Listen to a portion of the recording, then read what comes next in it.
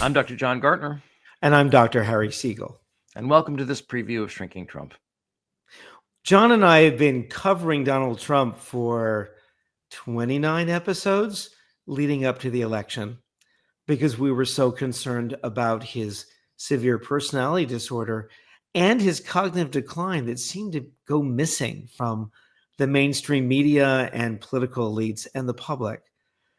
But after the election, we're starting to realize that our audience still needs to know what's happening. And we're going to be observing Trump and looking at the psychopathology of his behaviors, but that our show also needs to invite our audience to think about how to get through this time. In a way, we're kind of shifting from shrinking Trump to metaphorically surviving Trump. And we try to do that in this episode. John? Yeah, no, thank you. As psychologists, I guess we can't help but notice that everyone in our audience is in severe psychological distress, including the hosts of the show. So we do spend a lot of this show processing our feelings and trying to help people talk to people about ways in which we can cope. We also do cover some of the bad news about Trump's cabinet to destroy America and the ways in which he's trying to terrorize federal employees in advance. But in this preview, we also have a very special interview with Joe Walsh, which we'd like to show you a snippet of. Joe, thanks so much for coming. It's so good to be with you, man. I'm sorry I'm late, and I'm sorry I look like shit, but it's great to be with you. Oh, come on. You're wrong on both counts. Also, now I can see the actor. Now that I know you were an actor, now I can imagine what those headshots looked like. No. That's all I did was take headshots. Yeah, right. So, Joe, I have two questions for you. Just two very simple questions. Uh-oh. What the hell happened, and what hell is going to happen, and when? I'm assuming that what the hell happened is not what's happened to me. What happened 2.5 weeks ago, right? Yeah. I think it's pretty simple. I've said this a bunch on TV. A demagogue who lies to working class people defeated a political party that looks down right now on working class people. They went with the bad guy over the party they thought was out of touch. Which is too bad. Right. More than too bad. It's like he's a bad guy, but he's our bad guy. And he's worse than a bad guy. I apologize. I gave up my career, my livelihood to oppose him. He's worse than a bad guy. He's a I know. Fucking horrible, despicable human being, pathological liar, and he tried to overthrow an American election. And I could go on. I've given up a large part of my career for the last 9 years, also for the same purpose. So, yes. And look at what we've accomplished. Look at us. We'll pat ourselves on the back. All right. Well, the other question then is, what do you think is going to happen now? A lot of people are talking about this. Some people are trying to be optimistic. Harry and I disagree, actually, on this show. So in some ways, it's good we balance each other out. He's a little more optimistic. I'm a little more fatalistic and see really these sort of dire domino set of consequences. But it really does feel like we're kind of in Germany after the 1933 election and waiting to see if the democratic institutions are going to hold. I was in Congress about 10 to 12 years ago. And when I was in Congress, and people would ask me publicly, what's the state of our democracy? Back then, before Trump, I didn't know that this country could stay together. I thought it couldn't. I thought our democracy may be like in the fourth quarter with 3 to 4 minutes left. Trump's an ugly, broken product of where we are. I'm a dark Irishman. I'm with you. I say expect the worst. Prepare for the worst. There's been an utter lack of imagination in this era of Trump. Just a fucking lack. I mean, 20 years ago, if we're all sitting here 20 years ago, and I told you that an American president would lose an election and he would refuse to concede, you would have sauld I'm drinking. And then if I would have said, but then that same American president will commit crimes trying to overthrow an American election, nobody would believe me. We've never used our imagination to understand how bad he is and what he's capable. I'm expecting the worst. Yeah. How do you see it unfolding, and how quickly do you see it unfolding? Well, he's currently clearly trying to get, here's the deal. So he's convinced millions and millions of Americans that our government's the enemy. And I'm a small government guy, but the Justice Department is our enemy. The FBI is the enemy. The intelligence community is the enemy. Dr. Fauci and all the doctors are the enemies, military, all the rest. So he's convinced them that they're the enemy, the voters. There's this deep state that's been after him from day one, when it's the exact opposite. So I think he's entering this term to go after these agencies and institutions that he believes have been after him. So Gates, who's now gone, but everybody he's putting in charge, wants to put in charge of these agencies, will be tasked with getting his revenge and getting back at people in these agencies who he thinks wronged him. I think we're going to see a lot of that. Mm-hmm. It seems also like he's trying to hollow out the institutions. They're trying to encourage people to quit. They're not letting them work remotely. They're moving agencies. They're giving people packages. They're trying to create an atmosphere that will sort of. Elon Musk has said he wants to empty it out like he did Twitter. He wants to have the minimum number of employees in every department, essentially to keep the lights on, essentially to perform the essential functions. So then they will have total control over all of these institutions. There won't even be anybody in the building that knows where the manual is. They just know how to turn the buttons on and off. Yeah, that's interesting. I don't think that's Trump, because Trump's not an ideologue. Like Reagan, who I liked, and you guys probably didn't, but Reagan back in the day believed in a real limited government. If I were president, I'd try to respectfully downsize government. Trump doesn't give a shit about any of that. The one beautifully consistent thing about Trump is all he cares about is Trump. He believes these agencies have wronged him. So this is a personal vendetta with him. It's a vendetta. Yeah. Now, Elon Musk, again, what a goof, but maybe a whole different thing. Elon and Vivek, maybe they want to tear down government. They're not going to really be able to do anything. That's just all, to me, a game and an act. But with Trump, this is just personal vengeance. Wait. So Joe, you don't feel that they can tear down these institutions completely? Are you saying they're going to hit a wall in these? Well, yeah. When I speak of Elon and Vivek, whatever this outside Doge, this agency, they have no freaking power. They have no power to do anything. Like Trump says, maybe because Elon wants him to, I'm going to close down the Department of Education. That can only be done via an act of Congress. And by the way, that's really complicated. So Trump, the executive branch, can't do anything on their own. Elon and Vivek aren't even part of any government agency or entity. They're basically just, I think it's just a publicity stunt. They're going to make a bunch of recommendations, but they have no power, no authority. Well, they did just announce that 1/3 of the federal workforce are remote workers, and they just announced that all remote work for all workers will be terminated immediately, which is certainly going to make that 1/3 of the workforce think about looking for other jobs. But I missed that. Who said that? That was Elon and Vivek. They've made an announcement. Well, swell. I'm going to have a big, tall cappuccino tomorrow morning. I guarantee you. And that's an announcement. Elon and Vivek do not have the authority to do something like that. Yeah. But you this is a really important point. And this makes me so sad, because the millions and millions of people who support Trump used to support me, not millions and millions. But they were my people too. We live in a post-truth world with them. Yeah. The truth doesn't matter about anything. So Elon and Vivek can say all remote workers who work in the federal government, they're gone next week. It can't happen. It won't happen. But his supporters will believe it. Mm-hmm. It's kind of like the wall that never got built, that somehow got built. Isn't that something? And that's why he talks about mass deportation. Yeah. By the way, Obama deported more people every 4 years than Trump did in 4 years. And Obama did it much smarter. Sure.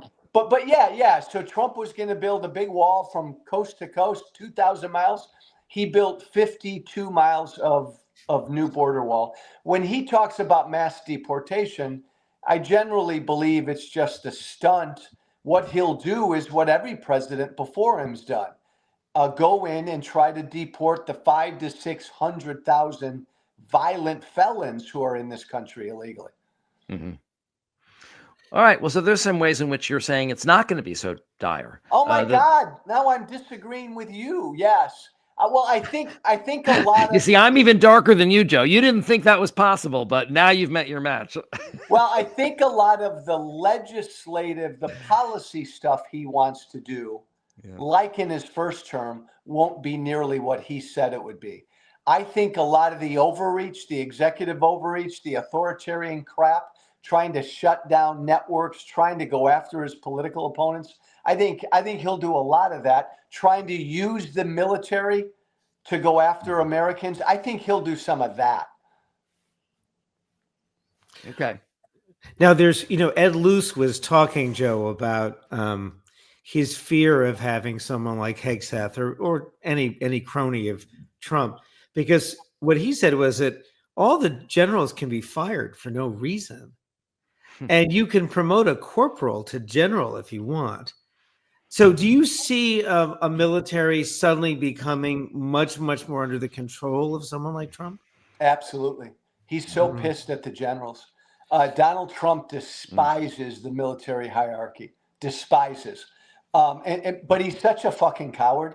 Like Trump has the power to get rid of any general once he's president. He can do that on his own.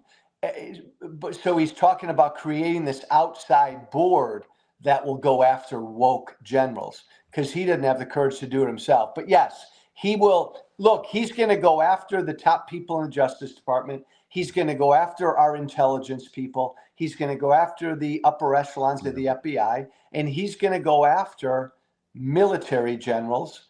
He believes all these people have wronged him. But do you think that he could take out so many and promote people who no one has ever heard of to general? And then, because once a leader has the military doing what he wants, then we really are talking about a dictatorship. Do you think that's a possibility? Yes. Look. Okay, so here we go. Use your imagination. I think there's a distinct possibility that he won't go after 4 years. I think there's a distinct possibility that, as you just said, he will slowly, over the course of 2 or 3 years, put his people in the upper echelons of the military and then try to use the military to help keep himself in office. I just prepare. What are you prepared to do, in Sean Connery's dialect? Be prepared for the worst. But is that something you predict? I mean, it would be difficult for him, wouldn't it, to put in so many toadies in the military that he could just make them his personal police force? I mean, would that be a stretch? So the good news is, yes, the good news is we were caught off guard the first time around with him. The good news is we were caught off guard on January 6th. If Mike Pence was standing between us and all hell, if Mike Pence had done the wrong thing, oh my God, how that would have blown up. But we weren't ready. We were not prepared for January 6th. We knew it was coming. The good news is we have wised up now because we've seen what Trump is capable of. But the bad news is he was an utterly incompetent fool the first time around. He's still a fool and an idiot, but he's not 100% incompetent. And my other big fear is I do a lot with law enforcement. I do a lot with rank and file military guys. The rank and file law enforcement military are much more with him than people realize. And I just think That's Look, interesting. there are people in this country who want a strong man in the White House. His supporters do. He knows that. Because in terms of this, how easy or hard would it be? I mean, in a way, I'm just sort of thinking of this as a math problem, right? How many generals do like a word problem? How many generals do you need to fire, and how many flunkies do you need to promote before one officer will follow the command to fire on the students at Columbia University? Yeah. Yes. It'll get to that point. Uh, I say this whenever I speak publicly. Almost half the country has given up on democracy. They want their America back, and they only believe a strong man, an authoritarian, can give them their America back. They don't believe the democratic process can do that anymore. This is the world I come from on the right. I talk to these people every day. So in a weird way, the more authoritarian Trump acts over the course of 4 years, he's going to gain stronger support among half the That's country. an excellent point. That's a really scary point. We keep big thinking time. he's going to shock the conscience, and you're Nope. saying they're going to go, yeah. Yes, absolutely. Well, Absolutely. but I do think that when you're president, you never know what's going to happen out in the Right. world. I mean, he was totally decimated by the pandemic. We don't know what's going to happen out there. He may get himself in terrible trouble in certain ways. And he's also really, he doesn't like to work or think. He's really kind of lazy. And John and I have been sort of talking about his cognitive decline. I mean, it's not just that he has a severe personality disorder. He's got early onset dementia, and we saw it all the time. And although he's not going to be doing rallies, it's going to interfere with his ability to do anything. That's a really good point, because this will make everything he does seem so much more erratic. I mean, look at the first couple of weeks since the election. Yeah. Some of these appointments, and he's already publicly talking about court martials. He said he will use the military to deport. That's right. He's talked about getting rid of, recess appointments, working with the Speaker of the House to ignore the Senate's constitutional role. So he's lashing out and erratic. I think it's a combination of he is more nuts with his basic, ugly, authoritarian, self-interested streak. Yeah, because part of the early signs of dementia is people lose their ability to self-regulate. They become more impulsive. His lying got much, much worse. I think he's going to look more and more disorganized, particularly if there are terrible stresses. Because again, he might be tearing down the government, but he's also going to be the president of the free world. I mean, there's going to be a lot happening with him. He's got one of the differences. He will have true believers working for him. In the first term, because he didn't know what he was doing, so he didn't know who to hire. He had a lot of institutionalists that he hired. Exactly. He's going to surround himself with true believers. So to your point, if he, ends up talking to himself every day, the true believers around him are going to have, weirdly, a lot of power. Yeah. Yeah. There's a process of his unraveling, and there's a process of his destroying the institutions. It's almost like a race between the two of them. And let's not forget, Biden just turned 82, but he's gone in a couple months. Donald Trump will be the second oldest dude ever to serve in that office. He'll be 79 next year. I can't imagine what his constitution is like. He eats like shit. He doesn't exercise. He could die in a year. We just don't. We don't know what's going to happen. J.D. Vance, who knows? I want to ask you some questions about the media, because a lot of people are saying, oh, the Democrats didn't message this, the Democrats didn't message that.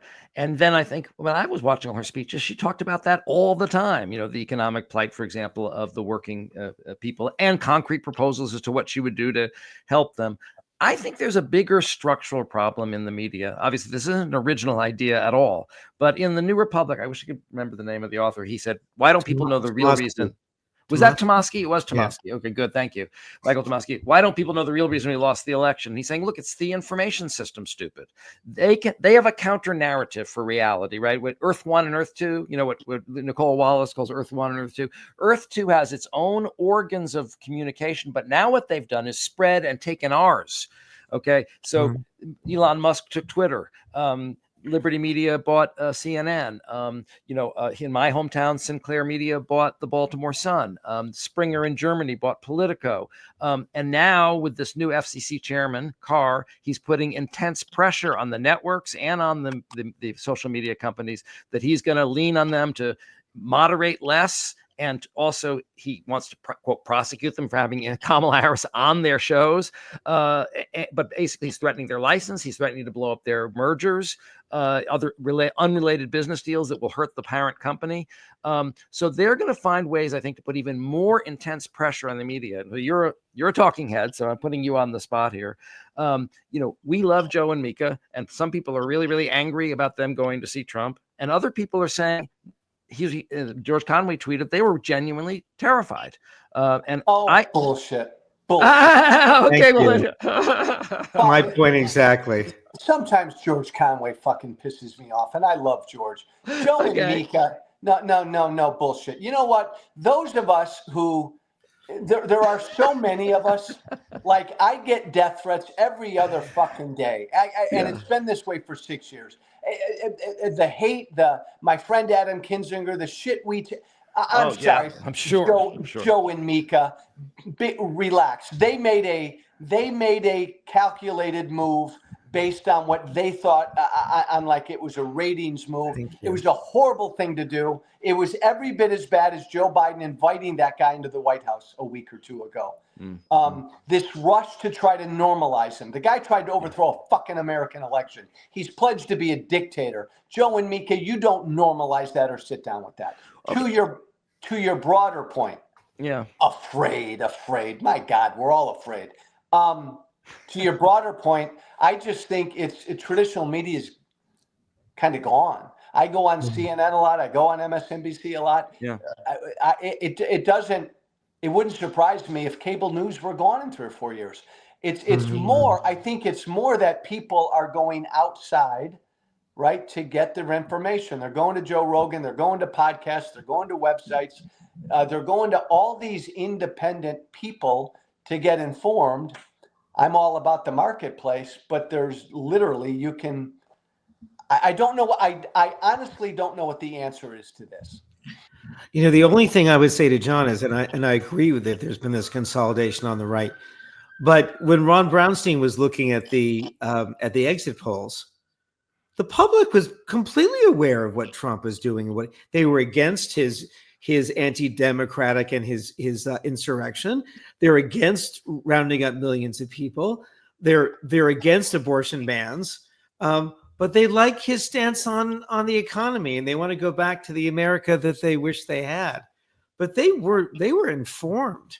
They just voted for him anyway. Well, and remember this, guys. This is what made me sad. The day after the election, Trump did better than he did 4 years ago. We're not just talking about his base. A lot of people voted for him who didn't vote for him 4 years ago. I was out there campaigning for Kamala in a battleground state every day for 3 months. Oh, wow. And I'd get so many people who'd come up to me and say, Joe, I know he's a bad guy, but I don't care. I want the economy back. Joe, I know he's a horrible guy and he lies a lot, but God damn it, the border was secure. There was like an I don't care caucus out there that kind of held their nose and voted for him. Yeah. Which also means that there could be a lot of reaction to terrible things that he does. Yes. See, that's where my hope comes from. That's a great point. If he literally tries to deport people beyond the violent criminals, and again, there are 500,000 to 600,000 of them in this country. If he just got rid of them, 90% of the American people would applaud. presidents before Trump have done that. But if he goes beyond that and tries to get 3, 4, 5, 6, 7, 8, 9 million people out of this country, and there are pictures of parents and kids being separated, you're right. Most of America ain't expecting that. Okay. Well, so, I think in some ways you're providing a more optimistic picture than I'm portraying, and more consistent with what Harry's saying, which is that there will be resistance, there will be reaction. I'm not sure what the reaction to the reaction will be. In other words, I don't know if they give a shit how people feel about it. I don't know. Trump really likes ratings. I think he believes in two things: tariffs, because it's a simple idea that he stupidly believes in, and ratings.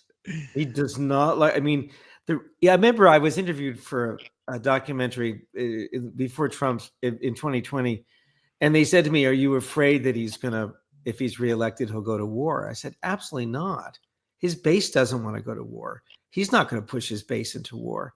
Now, he may ask his base to go to war within the country against other people, but he's not going to. His whole thing is he knows what the people want, and they don't want to go to any more wars. It seems to me. That's true, but he also knows his people want a strong man in the White House. Yes, and so a lot of this Project 2025 stuff is generally about strengthening the office of the presidency. Loyalty oaths and all the rest, and weakening Congress. He's going to try to do as much of that as he can. And that was sort of William Barr's thing, right? Was to make it a kind of imperial presidency. Yeah. Right. Yeah, absolutely. Right. And by the way, again, we're all students of this country. The American presidency 10 years ago was a presidency that our founders never, ever envisioned. Plenty of our founders didn't even want the office of the presidency. So the power of that office over the last 100 years has grown immeasurably. Yeah. Trump wants to take it to a dark place. Yes. Yep. As much power as he can amass. And as John and I have been talking, because of his personality disorder, he also wants to burn everything down. In a malicious way, in a destructive way. Yeah, not for any ideological reasons. Right. He believes in a small federal government. Right. These people, he's convinced half the country that he's a victim. That from the moment he came down that escalator 9 years ago, the deep state's been after him. When in reality, it's the exact opposite. So, but because he's the victim and they've been after me, he's got to spend 4 years tearing them all down.